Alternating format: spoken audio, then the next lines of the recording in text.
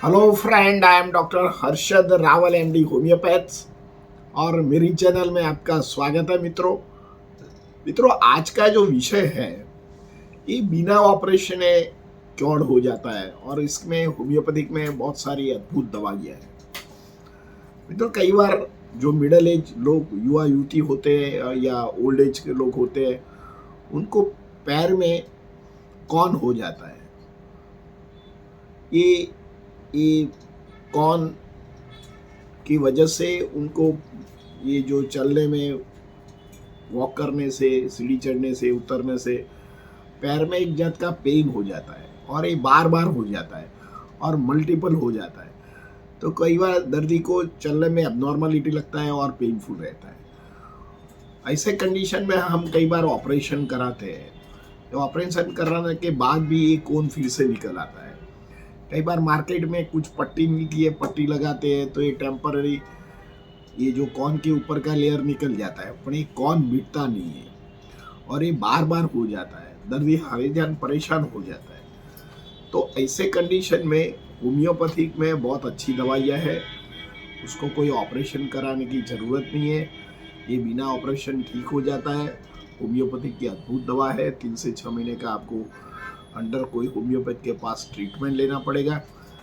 तो आज का जो विषय है, ये बिना ऑपरेशन जो कौन है उसको कैसे मिटाया जाता है, इसका क्या कॉज है, इसका क्या साइन एंड सिम्टम है, इसकी क्या होम मेडिसिन बनती है, कहाँ कौन दिखता है जिसको कौन बोलते हैं, और इसके बेस्ट होम्योपैथिक क्या दवा है, इसके बारे में हम चर्चा करेंगे।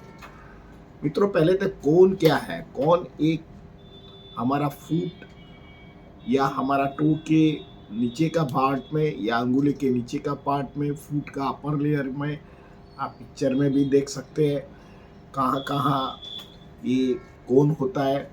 कोन एक बड़ा खील होता है और धीरे धीरे डिसिप्रेट हो जाता है। अपर लेयर में धीरे धीरे कॉलीफ्लावर जैसा हो जाता है। जैसे कॉलीफ्लावर वेजिटेबल होता है, उसका रूट नीचे होता है और जैसे उसकी पंखुड़ी फैलता है ऐसे तरह ग्रो हो जाता है।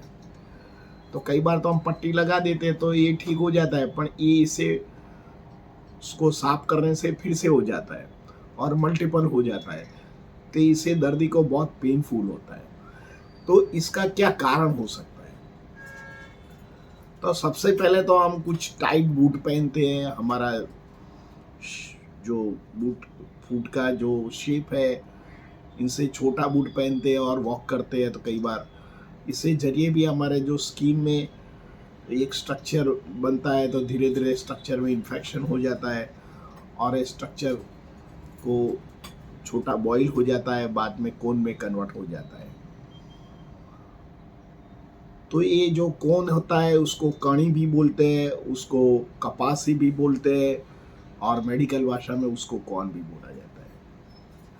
सेकेंड थिंग, कई बार हम बैर फुट चलते हैं तो कई बार जो छोटे स्टोन होते हैं या जो ग्लास की छोटी छोटी कणी होती है, ये अंदर पैर में अंदर निकल जाती है। कई बार कांटा चुभ जाता है तो इस टाइम तो मालूम नहीं पड़ता है, हम उसको निकाल देते हैं, पर धीरे धीरे धीरे इसमें इन्फेक्शन हो जाता है और कैलीफॉर्म बनता है, बाद में कोन में कन्वर्ट हो जाता है। थर्ड थिंग, जिन लोगों को एबनॉर्मल फूड शेप होता है, कई बार फ्लैट फूट होता है, कई बार डायबिटिक फूट होता है, उन लोगों को भी ये कोन होने की संभावना ज़्यादा बनती है। कई बार दर्दी सीडेंट्रिकल लाइफ, बैठाड़ू लाइफ जीता है और ओवरवेट होता है और पेट की समस्या होती है, खून में आयरन और B12 और विटामिन डी की समस्या होती है, और जिन लोगों को एक्सरसाइज की हैबिट्स नहीं है उन लोगों को ये कोन होने की भी संभावना रहती है। कई बार कोन जो लोग ऐसे काम करते हैं, ज़्यादा पानी में काम करते हैं या सीमेंटिंग फैक्ट्री में काम करते हैं या बिल्डिंग कंस्ट्रक्शन में काम करते हैं या कोई आयरन फैक्ट्री में काम करते हैं, इन लोगों को भी ये फुट में बार बार कणी पड़ जाती है और यही कैलोसिटी या कोन बनने की प्रक्रिया होती है और धीरे धीरे फुट और फुट के पीछे का पार्ट में लेटरल या मीडियल कहीं भी कौन होने की संभावना रहती है।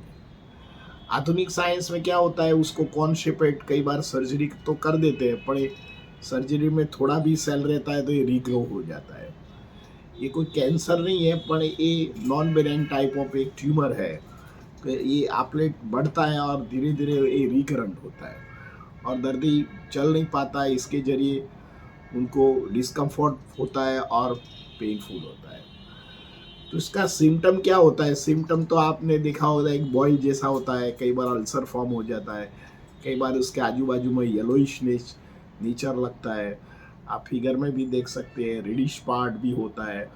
कई बार दर्दी को ऊपर का लेयर में हीलिंग होता है, पर नीचे उसको गांठ जैसा लगता है, दर्दी को चलने में भी मुश्किल हो जाती है। कई बार लेडीज़ को कौन होता है, और सुबह में जब दूध लेने का टाइम आता है या कोई व्यक्ति डोरबेल बजाता है और जाने में मुश्किल हो जाता है, तो कई बार आँख में पानी आ जाता है, इतना पेनफुल होता है। शार्प कटिंग पेन होता है, कुछ भौंकता है, इसी तरह दर्दी को पेन होता है और कई बार आंसू भी निकल आता है। तो ऐसे कंडीशन में हम घरगथ्थू उपचार तो कर लेते हैं, कोई मार्केट में से कौन की जो टैप आती है, पर ये कोई परमानेंट इलाज नहीं है। तो इसके लिए आपको लेटर में होम्योपैथी के लिए डिस्कशन करता हूँ, पर आपको जो होम में क्या करने का है, तो आपको जो घर में जिन लोगों को कौन का प्रॉब्लम्स है, उसको आपको एक गर्म पानी लेने का है, इसमें फूड रखने का है और थोड़ा सॉल्ट रख के पैर को शोक करने का है 1 घंटा तक, और धीरे धीरे उसको अच्छी तरह साफ करके इसके ऊपर आप कुछ वैसेलिन या आप कुछ कोल्ड क्रीम लगा सकते हैं। कई बार ज़्यादा खून होता है तो ऊपर आप कुछ रफ स्टोन घिस के उसका जो डेड लेयर है वो भी निकाल सकते हैं। आपका वजन ज़्यादा होता है तो उसको भी कंट्रोल कीजिए। और कई बार हम ऊंची एड़ी का चप्पल लेडीज़ पहनती है, पर कई बार फिटेड नहीं होता, लूज होता है, तो उनको लोगों को मैकेनिकल इंजरी होने के कारण जो ये कोन बनता है, तो ऐसे फुटवेयर है और साइज से छोटा या साइज से बड़ा फुटवेयर है, डोंट यूज इट। जो लोग बेयर फुट ज़्यादा चलते हैं उन लोगों का भी अच्छा बूट, डोरी वाला जो बूट होता है उसको फ्रिक्शन पहनना चाहिए, डोरी के साथ प्रॉपर बांधना चाहिए। साथ में शॉक्स मोजा का भी उपयोग करना चाहिए। जिन लोगों का कौन का प्रॉब्लम है उसको स्पोर्ट्स शूज़ यूज़ कीजिएगा। अगर स्पोर्ट्स शूज़ शॉक्स होता है थोड़ा ठीक होता है, तो इससे उसको कुशनिंग इफेक्ट होता है, तो पेन में दर्दी को कुछ राहत मिल सकती है। थोड़ा उनका वजन घटाइए।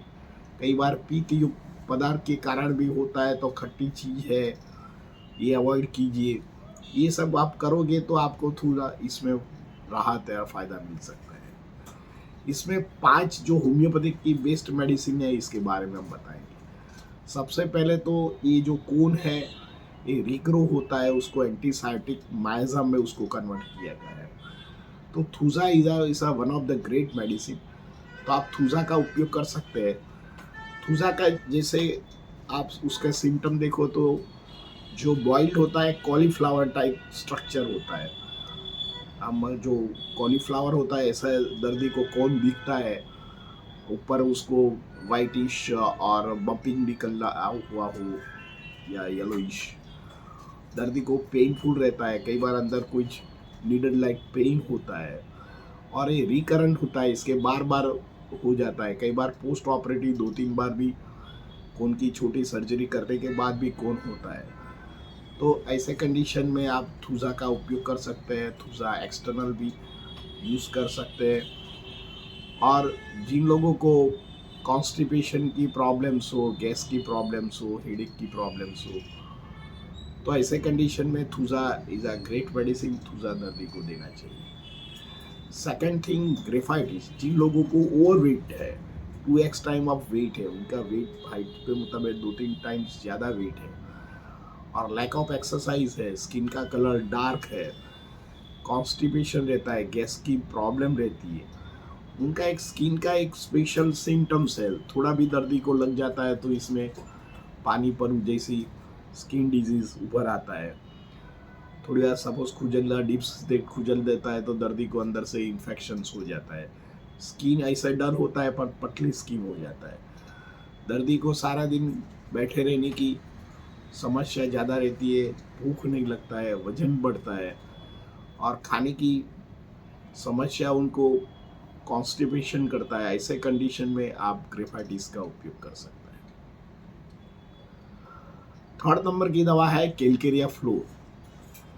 जिन लोगों को फूड एब्नॉर्मल हो या फ्लैट फूड हो, वजन ज़्यादा हो, बार बार उसको ये कैलोसिटी या कोन निकल आता है, कई बार एक कोन के आजू बाजू में छोटे छोटे बूंद, छोटे छोटे जैसे कोन आता है, दर्दी को खड़े रहने में तकलीफ होता है, पोस्ट ऑपरेटिव के बाद बार बार उसको रिकरेंट होता है, दर्दी को डायबिटीज़ होता है, और उनका जो जो फूड का शेप एबनॉर्मल हो, कई बार इंजरी के कारण या कई बार कुछ कांटा चुभ गया हो और कांटा टूट गया हो, या कोई नीडल या कोई आर्टिफिशियल ग्लास जो होता है, ग्लास का जो छोटे छोटे कण है, ये अंदर घुस गया हो और ऊपर का लेयर हील हो गया हो, पर अंदर जाके उसका इन्फेक्शन बना हो, ऊपर की चमड़ी अच्छा हो, ऐसी कंडीशन दर्दी को जब एक्सप्लेन करता है तो आप कैलकेरिया फ्लोर का उपयोग कीजिए।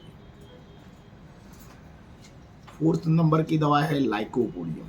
जिन लोगों को इंडाइजेशन की प्रॉब्लम हो, गैस्ट्रिक प्रॉब्लम्स हो, पास में लीवर के रोग हुआ हो, या जॉन्डिस है, हेपेटाइटिस बी है, एसिडिटी ज़्यादा आता है, कई बार पित्त के कारण और इंडाइजेशन के कारण भी कई बार एक कोन बनता है, और दर्दी को गैस ज़्यादा होता है, वीकनेस लगता है, 4 से 8 बजे उनको कंप्लेंट की मोडालिटी बढ़ता है, पर्टिकुलरली उनको राइट साइड के फूड में ये प्रॉब्लम ज़्यादा रहता है, दर्दी को गर्म पानी में पैर रखने से अच्छा रहता है, हार्ट प्रेशर के दर्दी को बहुत पेनफुल होता है, सूजन आ जाती है, स्वेलिंग हो जाता है, कई बार उसका रिफंड पेन होता है तो एंकल से नी तक हो जाता है, दर्दी को इसे नमनेस फील करते हैं। ऐसी कंडीशन जब दर्दी को सिम्टम्स आता है तो आप जरूर लाइकोपोडियम का उपयोग कीजिए। हम 2 दवा का आपको बताते हैं, मैं भी मेरे क्लिनिक में यूज़ करता हूँ, आर्निका एंड कैलेंडुला, उसका मदर टिंचर है।